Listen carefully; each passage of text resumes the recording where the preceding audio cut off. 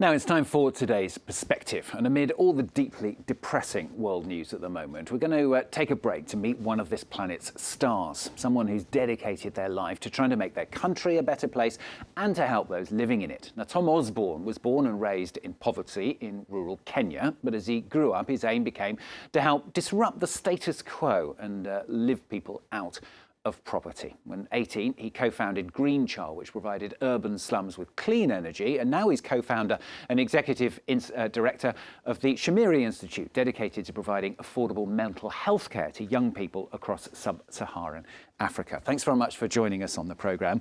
Let's start with the Shamiri Institute, the work you're doing there now. I mean, why, first of all, is mental health such a problem, if you like, for young people in Kenya and across the whole of sub-Saharan Africa? Thank you so much for having me, and I'm really excited to share, kind of about the work that we're doing here in Kenya and hopefully across sub-Saharan Africa as well. So the main answer to your question is Africa is the youngest continent in the world. The median age is 19, so more than half the population is 19 or younger, almost across the whole of sub-Saharan Africa. And that trend is expected to stay the same in the next 10, 20 years.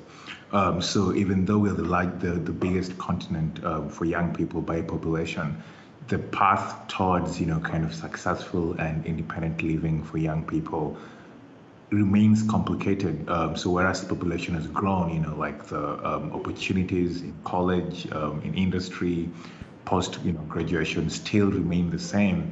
And so young people in Kenya don't see a clear path to, kind of being independent and productive members of the society. And as a result of this, we are seeing an increase in mental health problems, an increase in psychosocial problems. And obviously, kind of like the COVID-19 pandemic has only made this worse. But we are at this point where we have a great opportunity with this really young population. But if we don't help them actualize their life outcomes, then we may, have like a ticking time bomb as well in our hand, where we have a huge amount of the population that can't, live a decent life. Is there any help at all from the authorities in this area, or is that where you've been able to kind of step in and do that for them, if you like?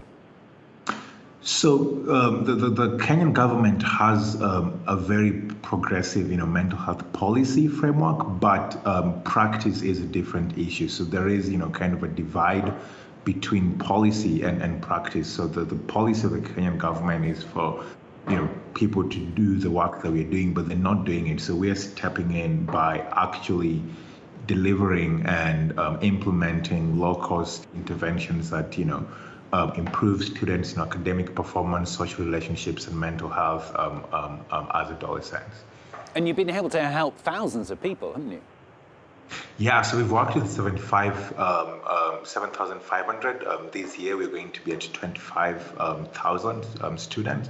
And all of these people we're working with in person, and our digital work, is, can reach, hundreds of thousands of people. But our core work is, in person, therapy, in person group-based therapy, and we're doing that now with thousands of people in Kenya. And are most people very accepting towards what you're trying to do? I mean, do you ever come across people who are a bit negative and not don't see the value, I suppose, in what you're trying to do? So, of course, working in mental health, there is, not just in Kenya, but across the world, there is, kind of a lot of societal stigma around mental health. And this stigma, what we've realized comes mostly, kind of like from, the history of mental health, where, back in the days, if you had a mental health problem, will be, locked up in an asylum. And that, for a long time was the case in Kenya. And so most people don't want to, be diagnosed with a mental health problem because they fear that, kind of like their individual liberties and freedoms, will be taken away. So how we've been going about this is in two ways. So one, we've realized that most of this stigma only exists to the extent that you label people. So to the extent that I label you to have depression, for example, then you're stigmatized.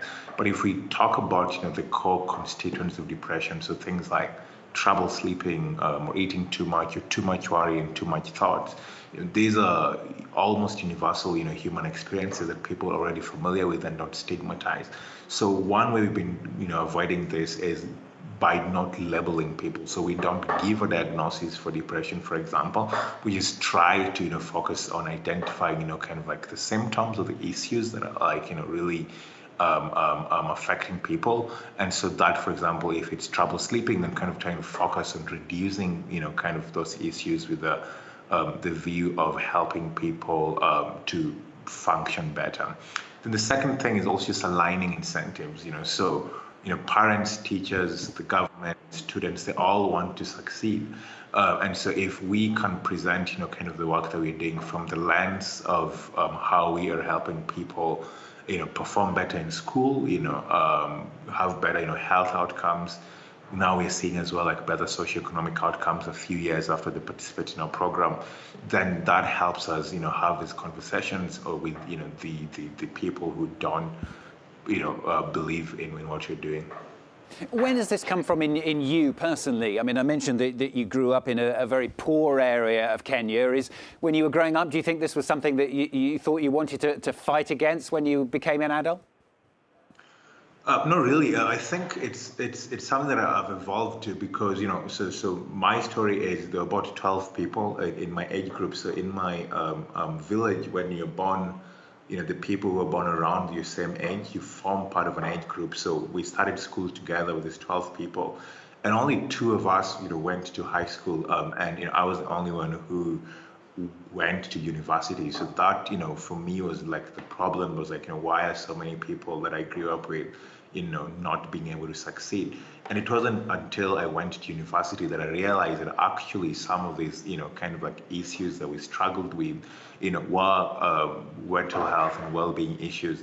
But we thought about them, just as life. We thought about them as just, being, like the everyday crescendo of life in this, context that we're growing up in. And so that realization, and also just the realization that, I can't be able to, like build infrastructure and build school and do all of these things, but what I can be able to do is, build very simple, very low-cost interventions that can also have, an effect as we kind of push, the government and other stakeholders to also improve, kind of the general infrastructure and have, these new age groups, have more than, 2 people go through high school. We can also do small, simple things to help, kind of like increase that. And so for me, that is the dream. The dream is to, make as many young Kenyans be able to transition to high school, transition to university, and not having to feel as if, I was like the lucky one, quote unquote, or the one who got away because of the 12 people started with school, I was the only one who went to university.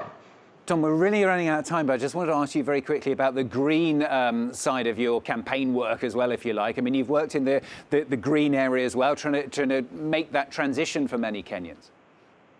Yeah, and that's a really important conversation right now, especially because of climate change, and maybe also good conversation for your viewers, because we need a lot of clean green technology, but unfortunately most families like my family in Kenya can't afford this green clean technology, and so we need innovation, and we also need kind of like policy collaboration to create, kind of a climate and an environment for, local entrepreneurs in Kenya, in other parts of the world, to also be able to move their communities to, green energy, rather than right now it's primarily Europe and the US that are moving towards clean energy and literally almost forgetting about a huge part of the world which folks can still be able to afford this transition to clean energy. Good to talk to you on the programme today. Thanks very much for giving us your inspirational story. Thanks a lot, Tom Osborn there from the Shamiri Institute in Kenya. Thank you.